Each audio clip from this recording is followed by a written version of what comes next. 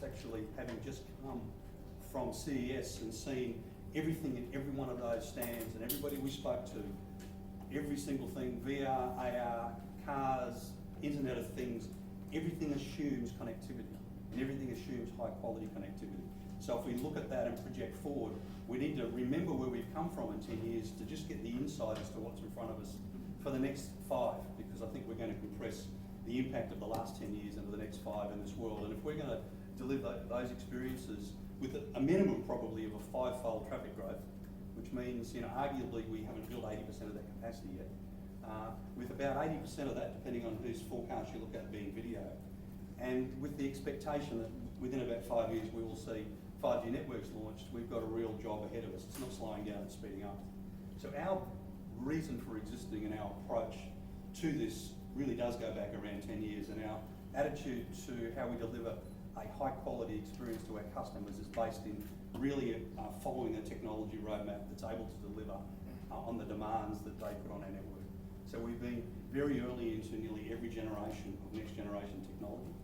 We were early into the adoption of LTE, and as you can see in that graph in the middle, from an investment and a network engineering point of view, that's one of my favourite graphs because it shows that when we launched 4G around 2011, we actually started to limit the growth on our 3G network.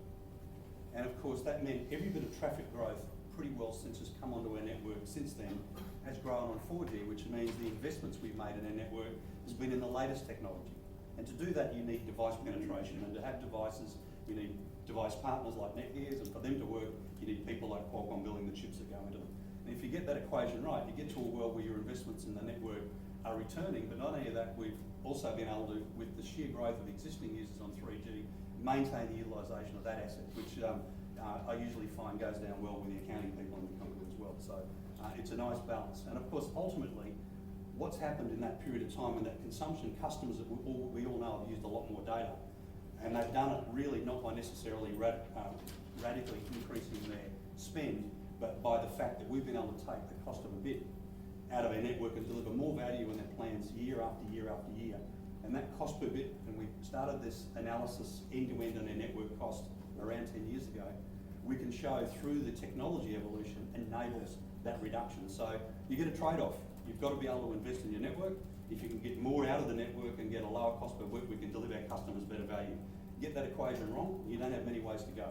You either can't afford to invest, you lower your margins, or you lower your quality. We want to have our cake and eat it too. So our approach to the technology roadmap is so we can continue to deliver customers a great experience so they can do what they want to do. And so all of those boxes and systems and future applications we saw in Las Vegas this year can come to life and work the way that the inventors intend them to, as opposed to be forever waiting for the network to catch up. And that's at the heart of what we stand for. And indeed, we've stood that for quite some time. We don't just think of this as a pure radio speed play. We've had a long history of wanting to ensure that we participate in the technology ecosystem, going back again around 10 years.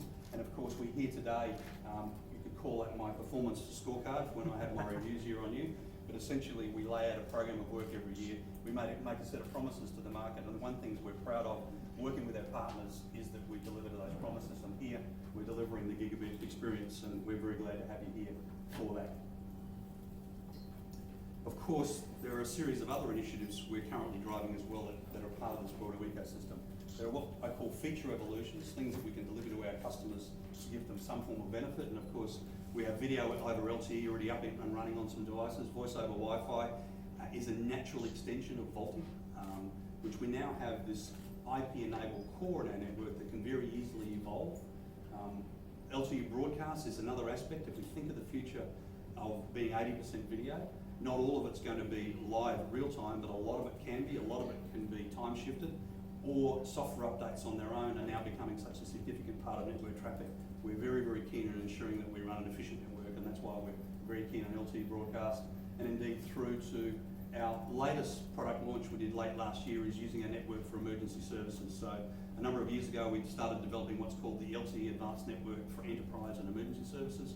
We can either dedicate spectrum, or by using quality of service we can give our emergency personnel access to the network with QoS-based priority, so that at the scene of any sort of network duress, they get the throughput that they need to do their job. So we're very proud of what we bring to our customers, but all of that is underpinned by ensuring the network has the basics, which is the coverage, the faster speeds, which is what essentially Gigabit is about, not only enabling new application, but it's also ensuring all of our users can share the network very, very efficiently and effectively. And of course, having new network and evolving technologies, and of course, like many other operators, we're very enthusiastic and will advance on developing some of those IoT technologies and indeed continue to drive out our 4G footprint. So what's so good about Gigabit LTE? We've been here before. The exciting thing about Gigabit LTE is this is really, we're talking about the fastest connected device in the world on the fastest network. It's the largest ever step increase. So we're going from a peak speed of 600 to a gigabit device speed. Also, this is the first time we've done a big step increase in the uplink. So we've gone to 64 QAM and dual carrier uplink. So peak speed's 150 megabits a second. Increasingly, when you're starting to do things like use 3D cameras to deliver real-time content, that becomes important.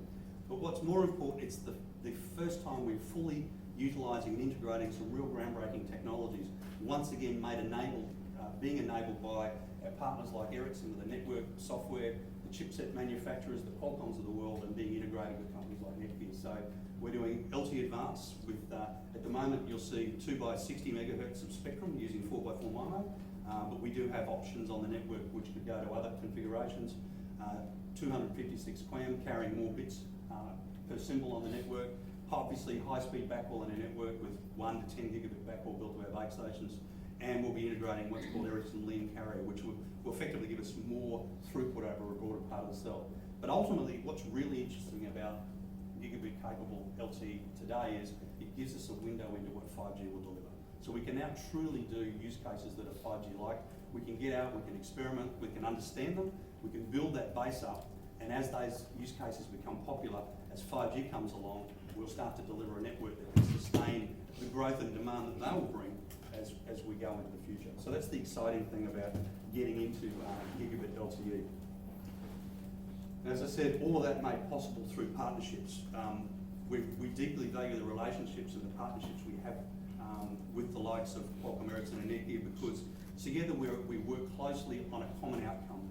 And that common outcome is to bring the world's leading technologies into the market, and ultimately that's for one purpose, that's to give our customers the best experience we can and a consistent experience in more places. So today we're going to be demonstrating for you the world's fastest mobile hotspot on Australia's fastest mobile network. So with that, I'm going to invite one of my colleagues. I have a long history of demonstrations. I can only say that I only had one bad experience. So today I'm planning on having a good experience. So I'll hand over to Paul to give us a demonstration of what it's like to run network like this. Thank you, Mike. No pressure, eh? No pressure. So team, what I'm going to do is just basically, and hopefully the demo guides are okay, is go into a normal test we do end-to-end is speedtest.net. This is live, this is using our production network in a cell right here. I'm going to select a server. I'm not going to select a Telstra server, I'm going to select an external party.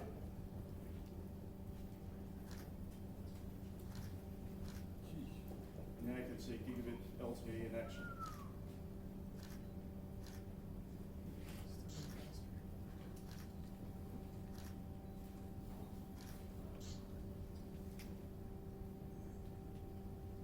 So as Mike noted before, you can see that amazing downlink speed. Look at the uplink speed here that we were talking about. In this case, I've got to remind everyone that Mike noted the peak speed of 150 megabits per second. We are also, whilst we're doing this speed test, live streaming a 4K 360-degree picture. Can I do one more, Mike? There you go. I love doing this.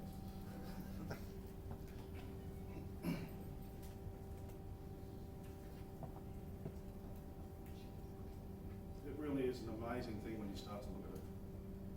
So bearing in mind we're competing with, obviously we're going out into the internet, we're competing with other internet traffic and all the resources being scheduled within the network.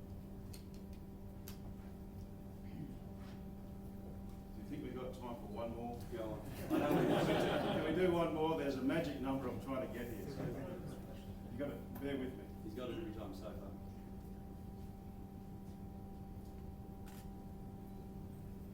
We'll try one more. I do bear reference that this is not going to a Telstra server. Come on.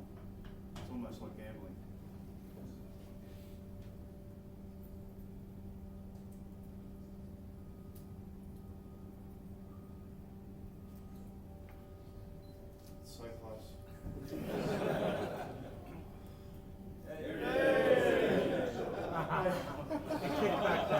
So, Gigabit LTE. Thank you. So, integrated production network software, commercial base stations, soon to be launched, which you'll learn about commercial device based on the network technology of key partners of ours. So with that, I'd like to introduce one of our key partners, and that's Emilio Romeo from Ericsson Australia, the CEO.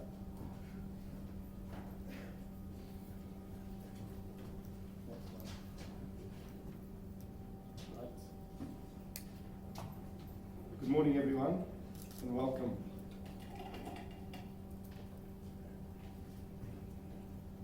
So it's great to be here to participate in this Gigabit event with Telstra, Qualcomm, and Netgear partners. Look, we'll take a sneak preview of what Telstra's network is really capable of, and for this announcement of the world first Gigabit LTE. It's particularly exciting for me today. We've been a partner of Telstra for a long time. We've been in the country for entering our 127th year, and I claim that we've been working with Telstra since probably more than 100 years of those, because we started with the Postmaster General before Telstra existed.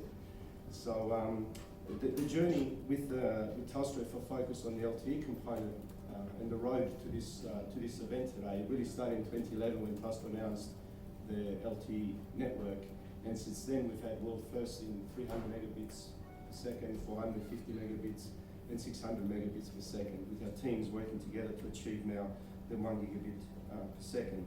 In fact, as Mike's shown, we've had over 24 world firsts in the last 10 years, which is really remarkable and something we're really proud of.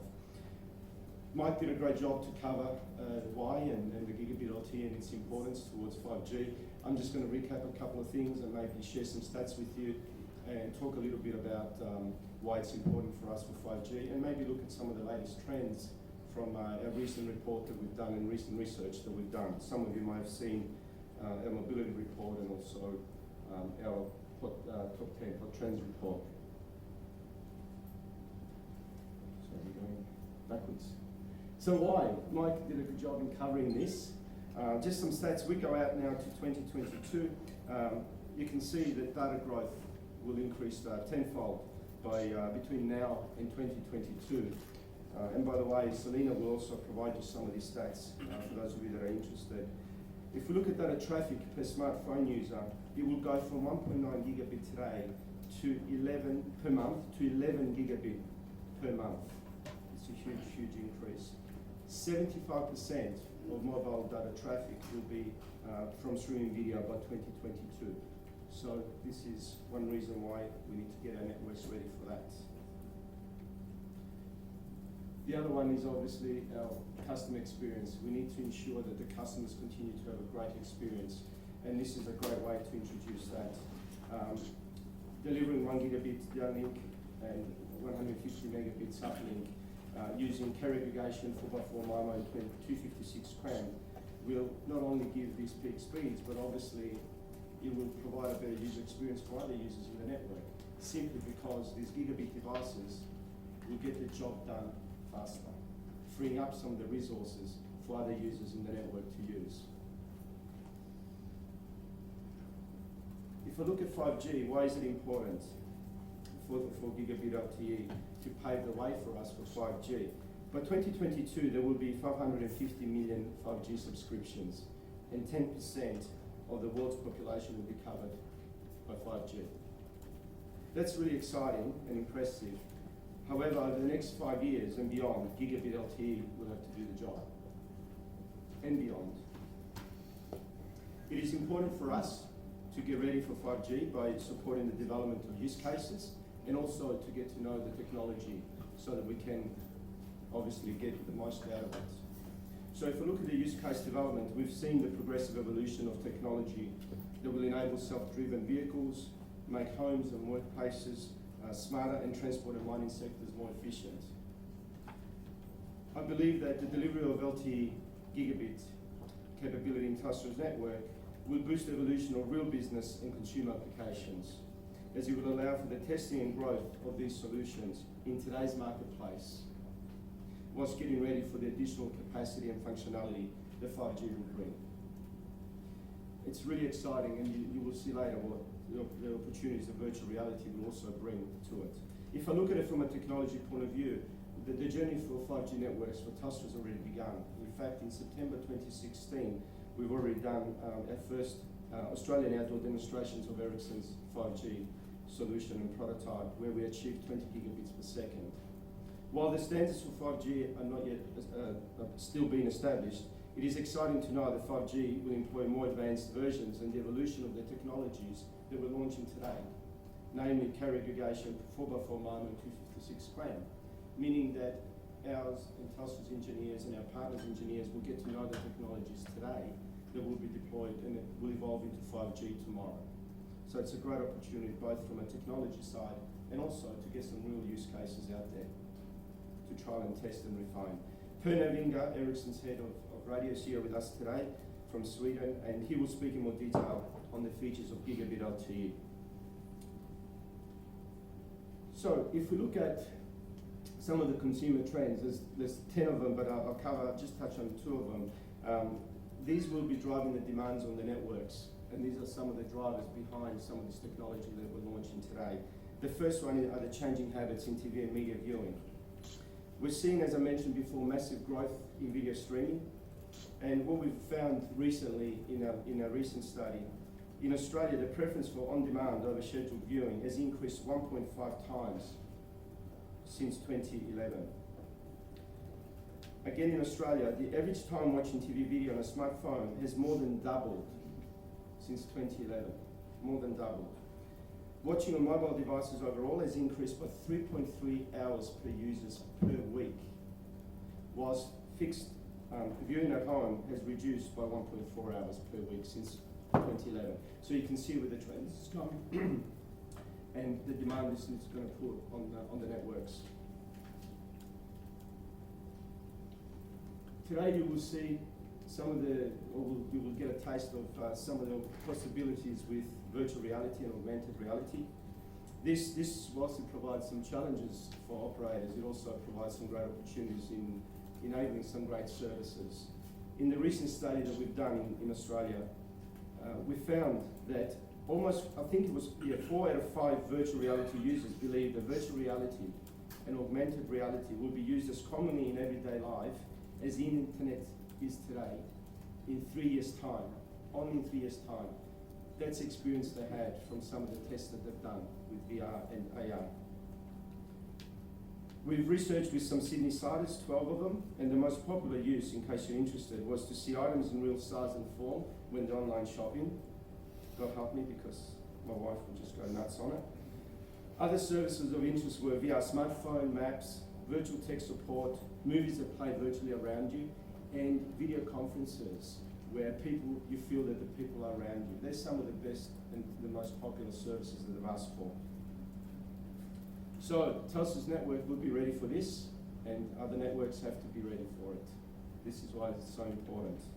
So in closing, I'm very proud to be here today, as I said, standing again with Telstra and with our partners Qualcomm and Netgear to launch this event and to announce this world first. As I said, we've been with Telstra from the beginning, and our teams will continue to work together, to continue to improve the capabilities, the customer experience, and make sure that we excel the Australian consumers' digital requirements. So thank you for allowing me the time, and thank you for being here today.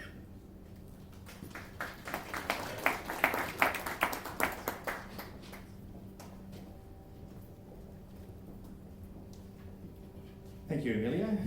Great to see some of your tweets coming through as well. Someone just told me we're starting to trend. Gigabit LTE is trending in Australia, so keep those tweets coming. And we'll continue. I might even read some of these tweets out. Bob O'Donnell just kicking up at Qualcomm and Telstra Gigabyte Experience. Great to see some videos. Mike Wright, last 10 years of mobile data growth will be squeezed into the next 5. It's good to see plenty were listening to Mike. Some great videos of the speed test as well, which have been posted up on Twitter. So from Bob O'Donnell and Jonathan Bray and Ken as well. So keep those tweets coming. We are trending in Australia. Hashtag Gigabit LTE. Our next speaker is from Qualcomm. Mike Finley is the Senior Vice President and President of North America and Australia. He's going to take us into the Snapdragon Gigabit LTE experience unfolded. Please make him welcome.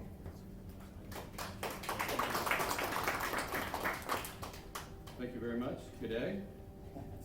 Learned that. It's great to be here. Appreciate everybody coming, and thanks to Telstra. I'm going to start here with a quick video and then get into my presentation. The Qualcomm Snapdragon X16 LTE modem is coming. And it's the first modem to achieve mind-blowing gigabit-class LTE speeds. Connection speeds that are nearly 10 times as fast as first-generation LTE devices. Fiber optic speeds over the air. No cables necessary. Amazing new technologies like more antennas to receive more streams of data and sophisticated signal processing that can extract more ones and zeros from every LTE signal. Plus, a whole new way to connect using LTE in unlicensed spectrum. Breakthrough technologies working together to deliver incredible speeds to your mobile device. Is this 4G? Is this 5G? This is the future, and it's here sooner than you expected, thanks to the astounding speed of the Snapdragon X16 LTE modem. I think we'll have to change that video. It's not coming, it's here. We'll have to add a new introduction there. So it's great to be here. Thanks to Telstra for hosting us here in this incredible facility. It's not unusual that we would be with Telstra and in Australia launching new technology, as they've been leaders in just about every phase of technology and the evolution of our business. And so Mike and all Telstra people, it's great to be here. Thanks for having us. Of course, we're very excited about the gigabit class of LTE, which is enabled by our X16 modem, but it's more than just about download speeds, but it's about increasing real-world speeds that unlocks the next generation of mobile experiences. So you're going to see a few of these here today.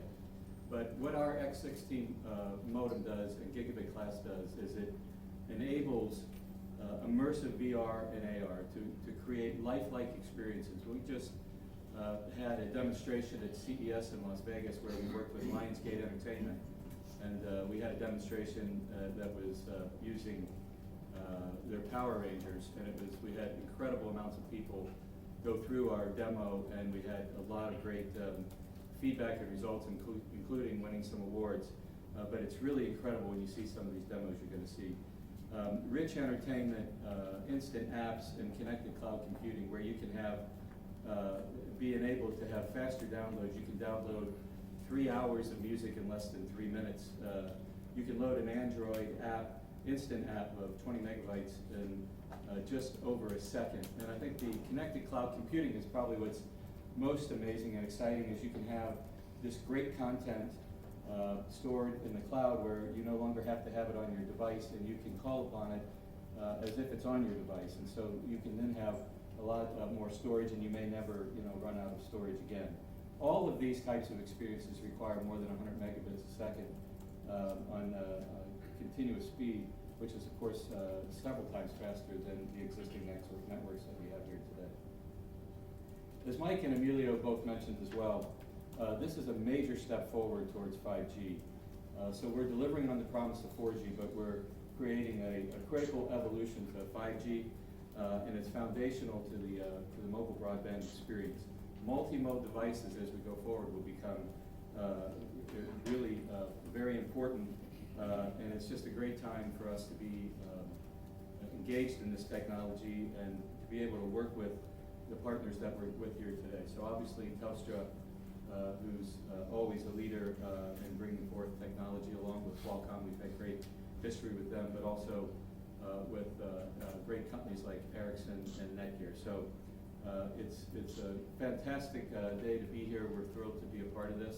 And at this point, I would like to bring up our friends from Netgear, Rowan Bardwell, to describe and discuss the great device from Netgear. Rowan?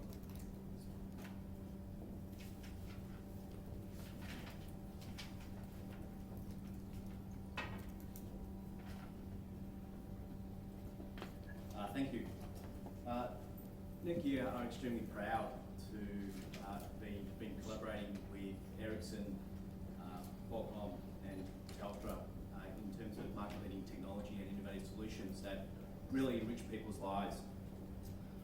When we kicked this project off back in start of 2016, it gave our North American teams a really good opportunity to think about what is it people are using mobile hotspots for, and how we could potentially redefine the category.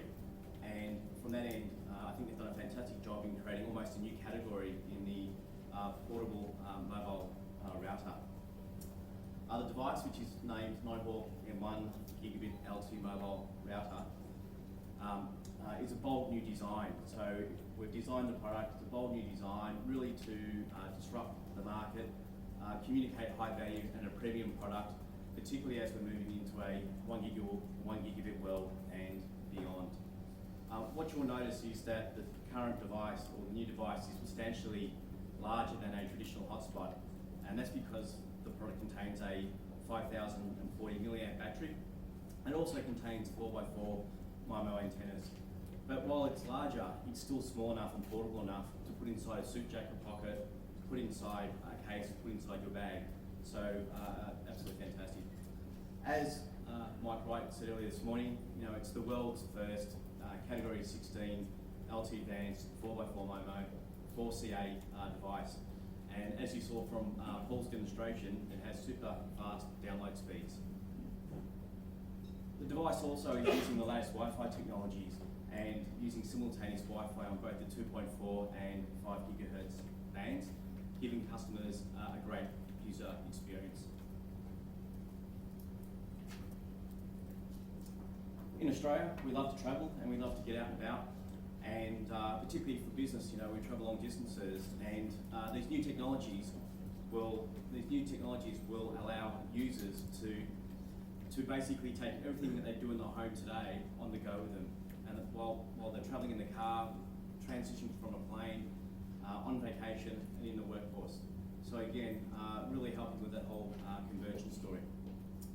The Nighthawk M1 has been designed to differentiate itself from a traditional mobile hotspot, and from that end, there's some really cool new features that have been built into the product.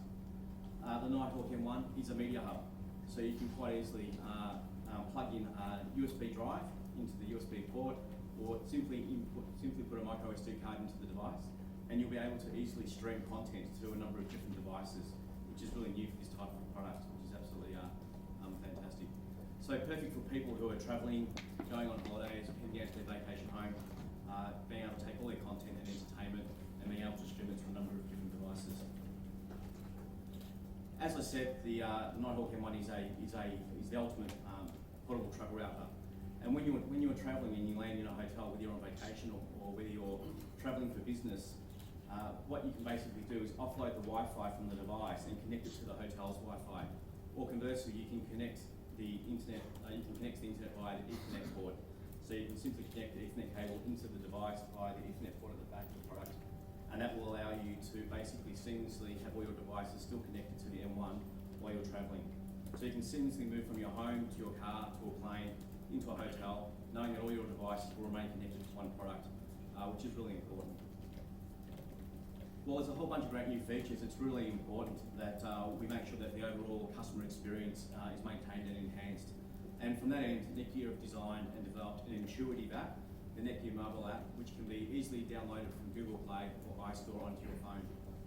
From your phone, you can control all the features of the device, whether that be Wi-Fi configuration, whether that be the media under My Media, Wi-Fi offloading, and it also has the ability to set up parental controls. So you can go into the app, set up all the parental controls, and then when your kids are using the Wi-Fi device in the back of the car, all the devices connected, you know that they're not getting onto those websites that are unsavory. On the app, there's also a data usage meter, which is absolutely fantastic. So it really helps people manage their data and gives them a great customer experience. And not only is the data usage meter on the app, it's also on the device as well.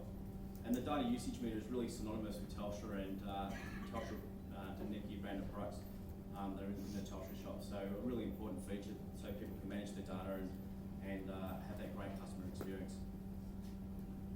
In terms of traditional features, so while it's a mobile router, it still maintains all those traditional features that people become accustomed to when using a hotspot. So the Nighthawk M1 allows up to 20 Wi-Fi devices to be connected while you're on the go. It's It's also got an enhanced jump boost feature. And for those people who don't know what jump boost is, if you're getting towards the end of the day, your mobile phone is going flat, you've been punching out emails and you've been making phone calls, you can connect your mobile phone to the M1, and when you select the jump boost feature, it'll put a bit more charge back into your mobile phone so you continue making phone calls and continue doing emails, which is really important for people, particularly business people who are on the go, which is really important. As I said earlier, it's got a large battery in it which will provide up to 16 hours worth of continuous use, so it gives you all day and all night use, which is really important for a portable device. And very easy to set up, so there's no software required to set the product up. Basically, you switch it on and you connect and you're ready to go. So from that perspective, there are a number of different environments that you can use the device in, particularly when there's no fixed broadband connection. As I mentioned, you've got camping and caravanning, you've got vacation homes. You've also got renters, and there's a lot of renters out there who are continually moving and don't necessarily want a fixed broadband connection. This is a perfect device for those type of people. And also, there are a number of business uses as well. As an example, if you think about a construction site where you might have to set up a temporary office, then you can use the Nighthawk M1, experiencing the best technology, the best Wi-Fi, and the best speeds on the Telstra network. So you can set that up in the office, and all your staff can connect to it, be productive. You can set up guest SSIDs, and then at the end of the day, you can take it with you when you're ready to go and share files. So for Netgear, we're really excited to be partnering with Telstra, Ericsson, and Qualcomm. We have been for the last 15 years in bringing leading edge market technology to Australia and to the world. And the great news is it's powered by the Qualcomm Snapdragon X16 LTE modem. So as Mike mentioned, there's some demos today that you'll get to see the device in action, and we're all very excited about this next step in technology. Thank you.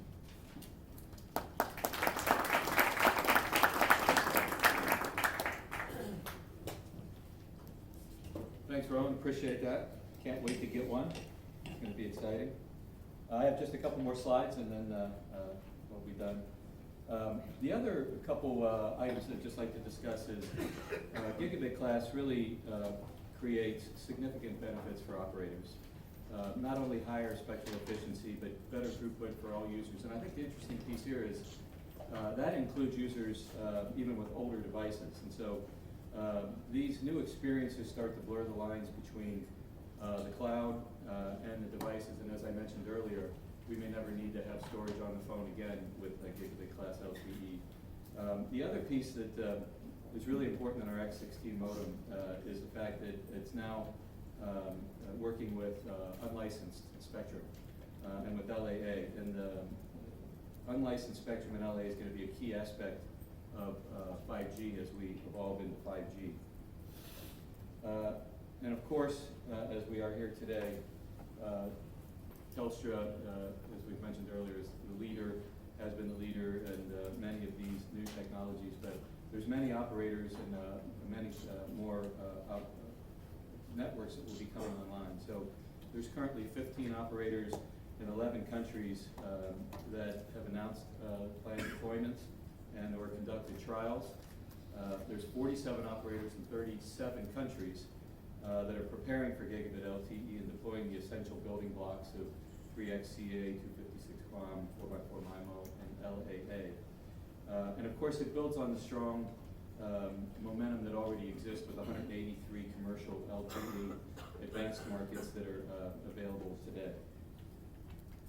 At CES, we also announced our Snapdragon 835 modem, which has the integrated X16 modem inside. And it has all the same characteristics that we've described here today. And I think that the piece here that's most important is the utilization of unlicensed spectrum in LAA. And the other piece that's really important here, we're talking about launching with a device and a mobile router here today. But the Snapdragon 835 is going to enable many more devices to be utilizing Gigabit LTE, such as smartphones, automobiles, and even computing as we move through 2017. And the other piece that's really important for a number of operators is with utilization of unlicensed spectrum, you really only need to have 20 megahertz of licensed spectrum, so it can vastly enhance the number and expand the number of operators that can deploy. And so, in closing, Gigabit LTE is introducing a new era of mobile broadband, as Mike Wright said. It's the biggest jump that we've seen. There's new mobile experiences that will be coming our way. You're going to see a few of them here today. Incredible, immersive VR and AR, fast downloading,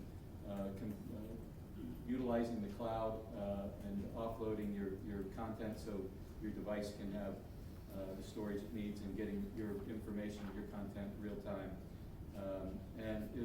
It's also a pathway to 5G, and as we evolve to 5G, which is, although it seems a long way away, it's really right around the corner. There's a lot of work going on with that. It's really a great honor to be here today. Again, thanks to Telstra and Mike Wright for being the leaders that you are and having us here. It's great to work with our great friends and partners at Ericsson and Netgear as well. And I'd also like to thank all the Qualcommers that are here and have been working very hard to make this possible for Qualcomm and for all of our partners here today. So thank you very much, and look forward to seeing you experience these great demos here we have. Thank you.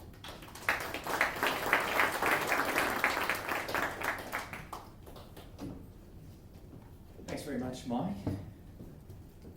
Time for our first panel discussion For the morning, good to see that you're continuing to tweet, and your tweets are being shared right around the world. We are now trending #1 in Australia, so that's great news. And obviously there's a fair bit of excitement around the speeds achieved this morning. Our first panel this morning is to be moderated by Ben Wood. He's the Chief of Research at CCS Insight. It will include from Telstra, Channa Srinivaratne, Director of Wireless Engineering, from Ericsson, Per Narvinga, Head of Radio, and from Qualcomm, Peter Carson, Senior Director of Product and Marketing, and also from Netgear, Mikio Matsuo, who's the Senior Director of Product Management, Mobile Network and Products. Please make them welcome.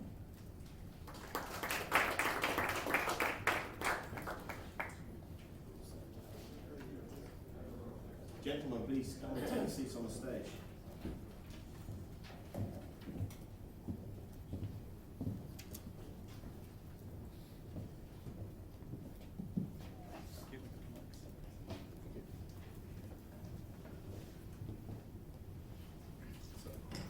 I'll move the mic a bit so I can see you guys. That'll be good.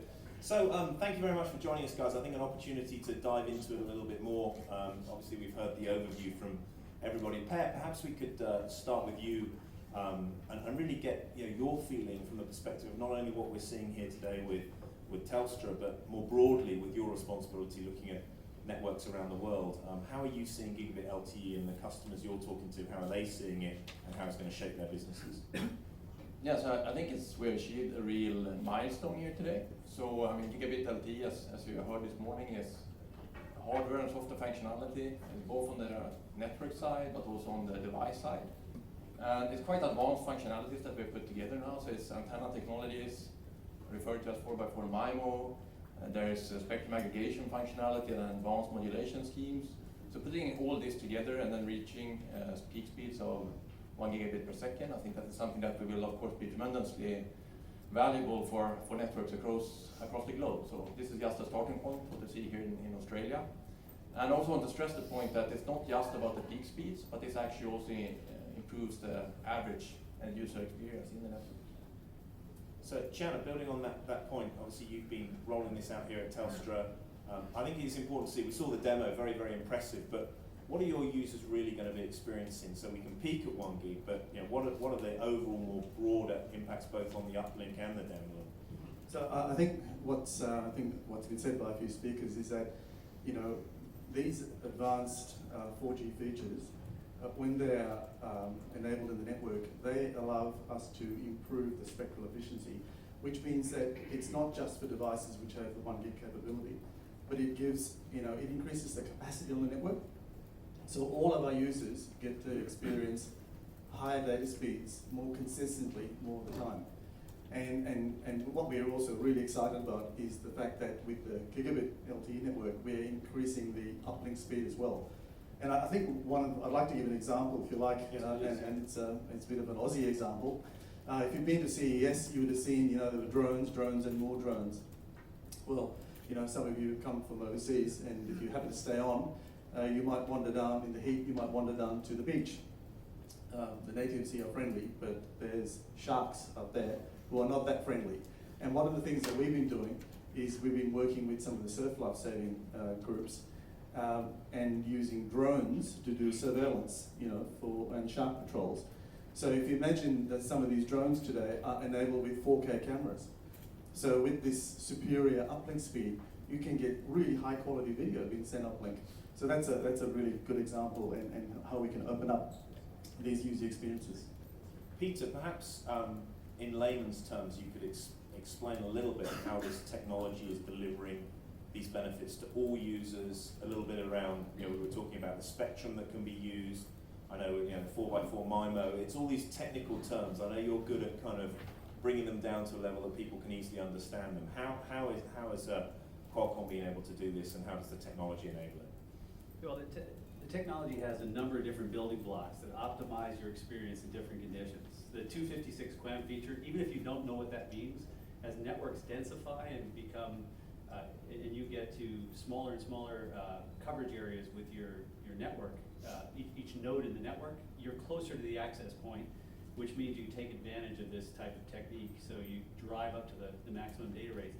4x4 MIMO is just putting 2 more antennas on a typical LTE smartphone, which actually give you that much more reception in all conditions. In good conditions, you get the benefit of those 4 streams. In poor conditions, you get the benefit of that antenna diversity, basically being able to sense the different things that the environment does to your signal. You can actually combine all the different signals that you see on each of the antennas and get a gain, even if you're not in the coverage of 4x4 MIMO. So there's a really hidden benefit for all users that have these devices. You get the maximum gain when you're in Gigabit LTE coverage. But even if you roam into an older category of LTE, the 4 antenna receive is actually always working on the bands that they're implemented. Typically 1.8 gigahertz and above, which is pretty pervasive around the world. But the real benefit to the end user is that now the average speeds, because you've got these building blocks that work in all kinds of conditions. You have a very robust 100 to 300 megabit per second experience, which unlocks the experiences that Mike was talking about. I mean, cloud access now is as fast as getting content off your flash memory on your phone. So the read speeds of flash memory are typically on the order of 100 to 120 megabits per second. So now we've exceeded flash memory speed. Your cloud access is going to feel like that content's local. Same thing with instant apps. Most of the app is still residing on the network in the cloud. It's going to feel like the app has been loaded onto your phone.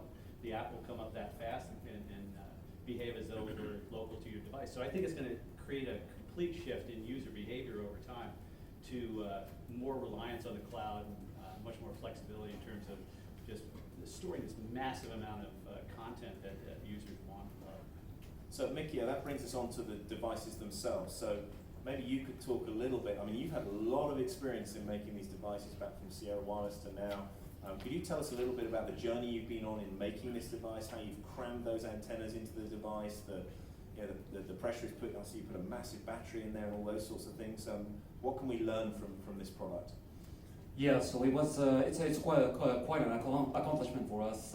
We've been working really hard at trying to integrate the Qualcomm technology into this product, and like you said, it's a small, relatively small. Maybe some people might argue about the size, but it's a relatively small portable device that where we have to really integrate all that technology into it while still maintaining a solid battery life. So it was quite of a challenge.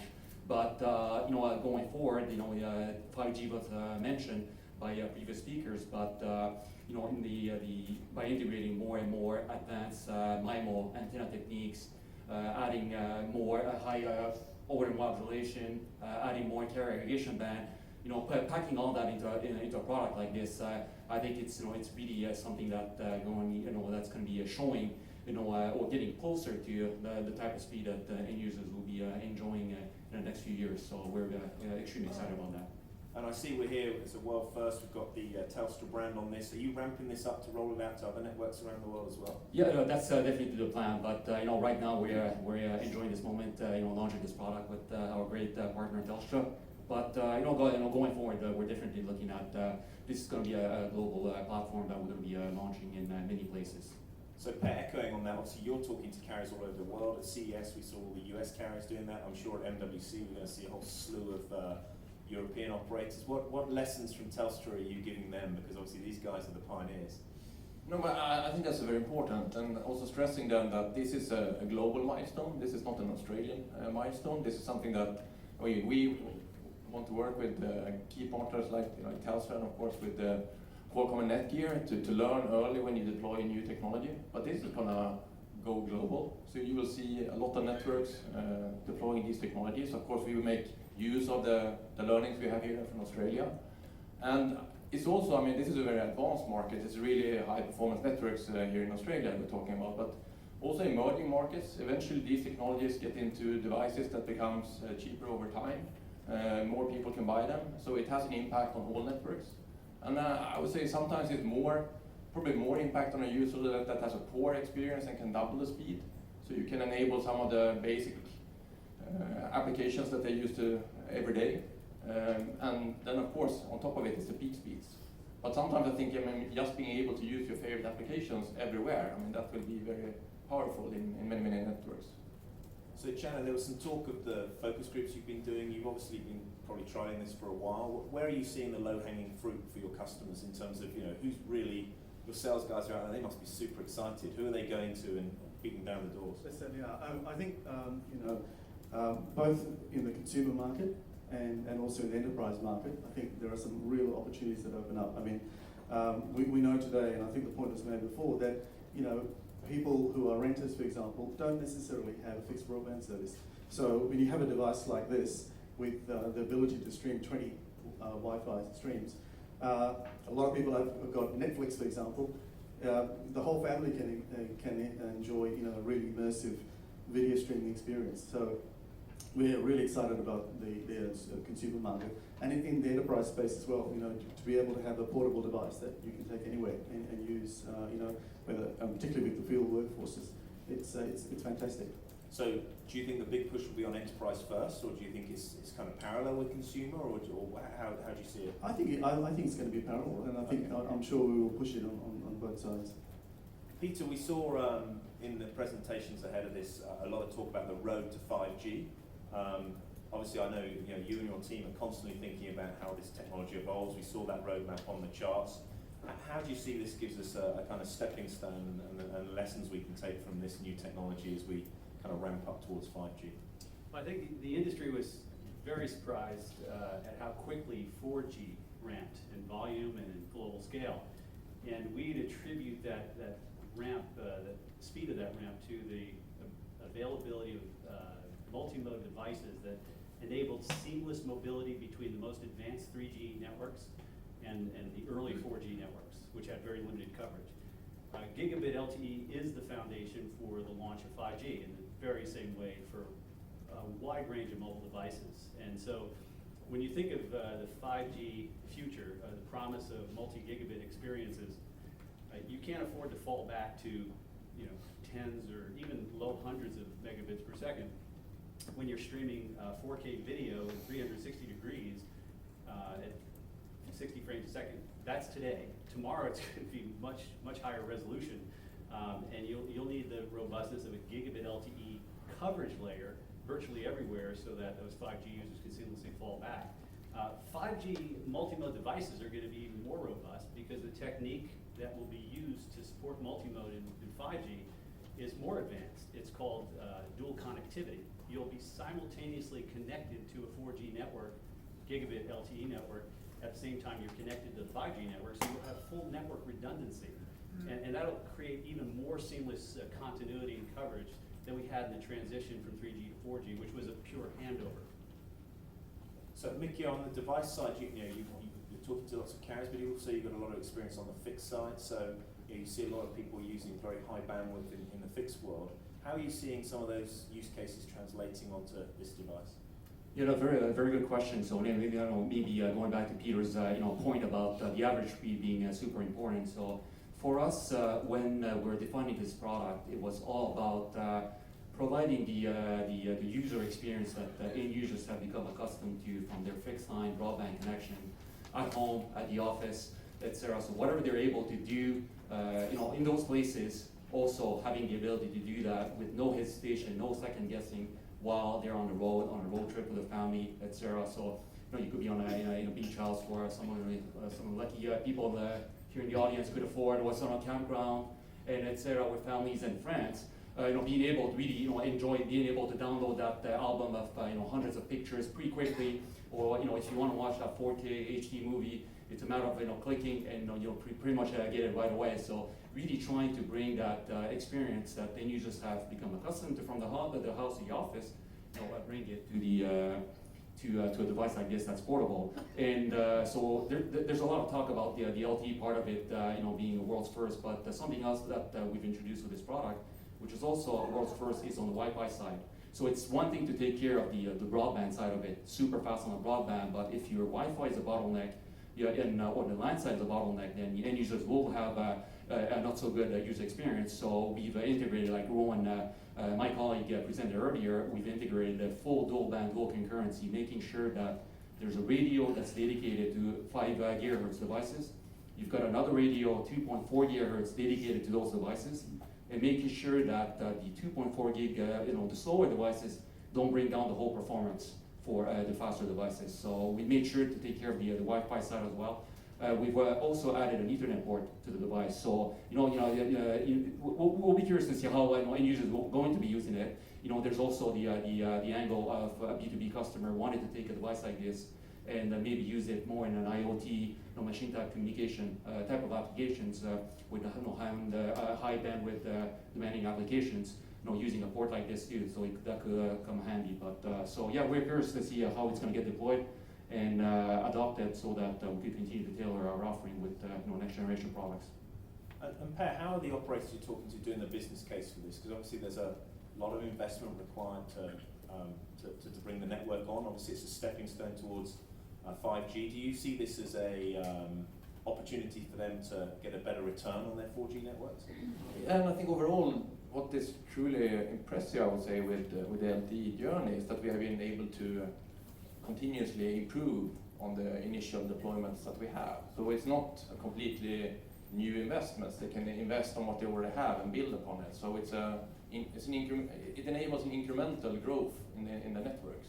And I think some of the steps we have been taking here now with LTE, we never managed to take those technology steps on 3G, but on 4G we are continuing. So it's a smoother journey, I would say, towards 5G, and it's an economically healthy way of building a truly good user experience for the operators. And do you expect, obviously you're talking to other networks, you expect, we saw in the presentations, this is going to be pretty ubiquitous, lots of networks stating commitment to deliver it. That's in line with your vision and what you're seeing? Yeah, for sure. And I mean, typically it's been for all the steps we've been taking. I was talking about all the steps and all the press releases we've done with Telstra on the world firsts. But typically it starts in the advanced markets, and then you have the next wave, and then even the next wave, and then once you get the technology gets even more mature and the prices go down on devices, you start seeing these kind of devices also in markets where price is quite where consumers are quite price sensitive. So it spreads very quickly in waves, I would say, over the global market. But of course, there are quite a few. Telstra is not the only one, so congratulations to Telstra being first here, but there are other operators that are really about to launch as well. I think, while we've done these world firsts, I think it's important, and the point needs to be sort of restated, that it's not just a question of technology leadership. It makes economic sense to do what we're doing. Spectrum is expensive. So, techniques like 256 QAM or 4x4 MIMO, they allow us to make maximum benefit and get the most efficiency out of those very expensive assets. And Mike made the point that we can show that as we've led on every wave of new advancement, that we've been driving the cost of a bit downwards. So, apart from the great user experiences it unleashes, it absolutely makes economic sense for us as operators to do that. And for the Australian folks in the audience, obviously, you know, we're aware it's here, it's working in Sydney. You've got an engineering team that are out there rolling this out. How quickly do you think you're going to be able to get it rolled out across the country? Where are you going to see it? Is it primarily going urban deployments to start with, or do you see this going all over? The gigabit network itself will be rolled out initially in the CBDs, Okay. and it will gradually, expand from there. But that will occur over time. But I think, as the point was made again, that features like 256 QAM and 4x4 MIMO are features we've already deployed in a lot of areas. 80% of our sites have the ability to take advantage of that. Of course, gigabit per selfie, you need the devices to support it. So it will be something that increases over time, and we certainly have an ambition to increase our standard LTE speeds up to 300 megabits per second by fiscal year 19 to about 87% of the population. So, we have this continuing expansion of our 4G footprint, and also we will, enable these advanced features. So, all our customers will enjoy faster speeds over time. And you talk about CDP, so CBD, is that going to be, Perth, Melbourne, here in Sydney, all of the key cities you're going to roll out all this year? So certainly Sydney, Melbourne and Brisbane already have got sites which are gigabit capable, and this calendar year we'll also introduce that to Perth and Adelaide. Wow, fantastic. Peter, now we see here we've got a modem, more of a kind of Wi-Fi kind of device. Obviously, you're working closely with the 835 in terms of how this rolls out, and I'm sure there's lots of people here who want to know when you're going to get this in a handset. So, is that something we can expect to see this year and capable of supporting these speeds without the kind of trade-offs that you'd see in battery life and those sorts of things? Yeah, it's not just about handsets. So obviously we've announced two chips with gigabit class LTE capability, the Snapdragon X16 LTE modem and the Snapdragon 835 SoC, which is not just for smartphones. We also announced a reference platform for automotive. Since those platforms, if you think about automotive telematics, they've got to design future-proof connectivity because they can't bring those technologies to the market as quickly as turning a smartphone design. It's a multi-year process to design modem technology into auto. So that's usually the best indicator of leading edge connectivity. But if you look at our roadmap and our strategy over the years, to answer your question, we do expect several smartphone announcements and designs throughout the year and launches in the second half of the year, maybe even earlier, with gigabit capability. That said, we've got a wide range of designs in everything from drones to other VR head-mounted displays, a number of different form factors that are going to help proliferate LTE gigabit economics. But what we do in our roadmap, if you follow, what we've done is we introduce a capability like this in the premium tier. In a year or two later, it shows up in the mid tiers, and a year or two after that, it shows up in the low tier. That's how we help the operator get to the kinds of economics that Chana was talking about, where you really drive all the traffic towards these advanced technologies that are more spectrally efficient. That's what really drives the economic benefits down to consumers. So Perry, are you seeing this kind of horizontalization of connectivity occurring as well? You do a lot of these studies on IoT and those sorts of things. Do you think this is where gigabit LTE plays a role, not just the traditional phone, but auto and all those other things? Yeah, so LTE is quite interesting at the moment because I think we have two trends. So one is here, really increasing the capability of the devices and enabling peak speeds of 1 gigabit per second. Then I guess there is another track we are not discussing so much today, but that's about also getting really cheap devices and getting connectivity everywhere and pushing down the prices on more simple connectivity, if you put it that way. So those are technologies like narrowband IoT, category M, and so on that we're discussing as well. So actually, LTE is providing a possibility to have a lot of use cases. Some use cases even, some time back we were discussing that will come with 5G, and now we start seeing it already in a 4G context. So I think it's LTE is really a vehicle that takes us to 5G now. So Mickey, are you seeing opportunity to integrate this in other areas as well? Will you do variants that can be more kind of an integrated solution? Is that a plan? I know you've looked at that sort of thing in the past. Yeah, no, definitely. So, we expect to see the gigabit capability expanding into many more form factors. Things like fixed wireless gateways, LTE for consumers, businesses. Simple LTE modems also that could be used for, as a backup failover connectivity for offices. Requiring 24/7 business continuity. When the wireline goes down, then they could count on the gigabit speeds to be behind the scene to back them up. And so in-car Wi-Fi systems and all that. I think all those where you have a lot of bandwidth requirement coming in. I think all those are really good form factors for this type of technologies. I mean, you already have products that are multimode like that, mixed that you can put into that kind of infrastructure. What experiences have you had from that, where you see, say, an enterprise having this as a switch for a backup to, if their fixed line goes down, they can drop into this?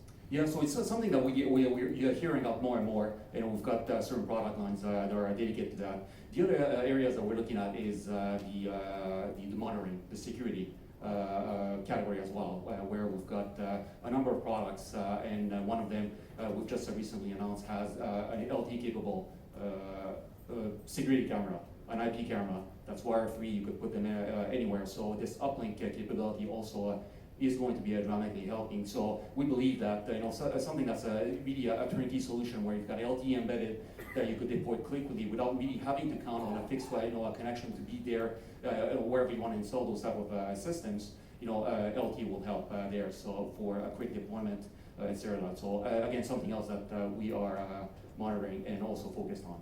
Peter, did you want to add to that? Yeah, while we're talking about enterprise, an overlooked segment has been the mobile compute space.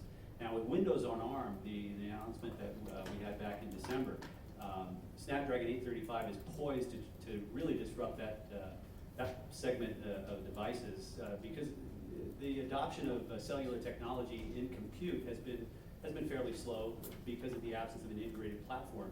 We've certainly had our share of wins there, but we think there's a huge untapped potential in those devices that can drive a lot of traffic and really beg for this kind of connectivity. So we're talking about multi-day battery life and gigabit speed connectivity that has tremendous economic benefits for enterprise users beyond just being tethered to Wi-Fi. And I think overlooked also in the discussion, and I failed to mention it, but I think I'd like to put a finer point on it, is the AR and VR phenomenon that we're seeing. What Gigabit LTE does for those experiences is you're no longer tethered to a device. And Wi-Fi is one step in that direction, but it still ties you to your home or your office or wherever you, in fact, you're not likely to do VR in your office, or you're really limited to the home environment or public hotspot. Gigabit LTE changes that paradigm. AR begs for pervasive connectivity, which only cellular gives you, and even the VR experience. Our belief is any inherently mobile experience like VR, once you simplify the user experience and not having to figure out what kind of connectivity, and you've got this ubiquitous capability of Gigabit LTE, users won't look back. Once you have the ease and simplicity and convenience of that always-on connectivity with extremely efficient battery life, you'll never look back. That said, we know we're at the early stages of VR, and when you put the 4K screen up to your face, even with 60 frames a second, frame rate, you know that we still have a lot of headroom, and that's really why we make these forward-looking investments in technology like Gigabit LTE, because we know you need that headroom to get to the kind of VR resolution that will make it impossible to distinguish virtual from reality. That's really the key. We're laying the foundation for the future. I was just going to say, just imagine if you've got, in terms of an immersive entertainment experience, just imagine if you put a 360 camera in a Formula One cockpit, and that's transmitting uplink with the sort of speeds that we have, and you've got a VR headset, and just imagine the immersive experience you've got. You're sitting there looking out in front, and virtually you're sitting in the cockpit. Or if you're in horse racing, you could, if these things get miniaturized, you could be, if you're from the US, the Kentucky Derby, you could imagine you're just sitting in the jockey's saddle and just enjoying that experience. and that's kind of on the entertainment front. But you know, we're very interested, obviously, in terms of the enterprise use of AR, augmented reality, because again, I think we can see some really important opportunities there. One of the examples we were talking about is, for example, paramedics who go to a scene who want to triage something, you know, wearing, say, something like a VR headset, who can look at a patient but be able to send the information uplink to the hospital and to a bunch of specialists there, and just that interaction, you know, at an emergency site. It really does open up some interesting possibilities in terms of being able to provide a much better service in that initial triage point. And the same applies, you know, if you're, you know, for us even in Telstra, you know, we have field workforces who go out to visit our base tower site, and you get some very complex equipment. And just imagine being able to look there and to interact with a central database and get information kind of on a heads-up display of what's actually there on site. The opportunities are endless. So, gentlemen, we've ripped through our 30 minutes with one final quick fire round for each of you. You're going to have this technology in your hands soon. What is the application you're most looking forward to using it for? And who wants to start? Thank you, Per. No, but I think I have to go back. So I'm actually thinking there will be a lot of innovation, I'm sure. When we provide technology steps, there are innovation that we are yet to imagine. So I don't dare to guess on that. I think just this improving the networks overall, I think that will have the largest impact. I mean, I don't know how you have it, but in my family, when there's no connectivity, it's really have an impact on the family piece. I mean, I know we went skiing over New Year. I would have loved to have one of these Netgear devices there. I think that would have been good for family peace. We did not have that kind of connectivity. Mickey, anything? Yeah, I mean, continuing with this theme of family. I'm a family man myself, and having one of these on a road trip with a lot of media content loaded on it, or having your external hard drive, just to keep your kids busy a little bit for a few hours in the car. I know that always helps. But really, we're excited about the media part of it. That's enabled by these type of gigabit technologies and all that. But yeah, I'll focus on media as a personal preference right now. Peter, VR or something like that? Well, actually, it's two aspects. It's the cloud. So what value is the cloud as we drive all of our content and all of our applications in the cloud? If you don't get the kinds of responsive access to your cloud content and applications as though it's on your device, that's the only way we'll get consumers to actually shift their behavior and enterprises to rely more on the cloud is if you make the experience as fast as though the applications and content were residing on your device. So that's an important aspect. And the other one is really a call to the applications community. The pipe as we call the connection is no longer the constraint. If you look at the way a lot of applications, a lot of devices are designed, once they sense a cellular connection, you automatically default to lower resolution video, assuming the connection is a lower speed connection than you get on your Wi-Fi at home. As you've seen in Australia, that's a bad assumption now. And actually, by the end of 2017, we're going to see several continents light up with gigabit, and it will become the foundation for the 5G experience. So application vendors actually now have an opportunity to create much richer experiences. The VR experiences of the future will go beyond 4K, and 60 frames a second and 360 degrees will be the norm in the richest VR experiences, but those are going to require gigabit connectivity. So we're building the bridge to the future, and the application community can now respond with the kinds of compelling content and applications that are really going to wow the mobile consumer.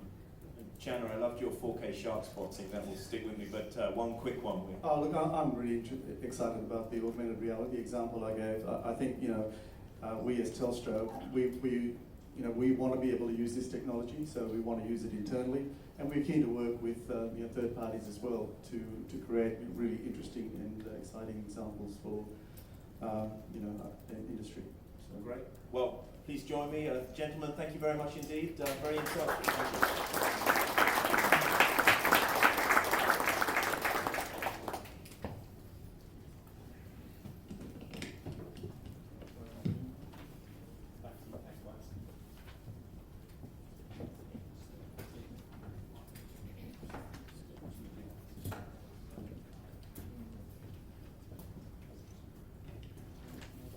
Thanks very much. some great stories coming out of that, and some great discussion as well. And we're still trending #1 in Australia, so great to see, and good to see some of the tweets coming through and discussion around the AR and VR, social networking.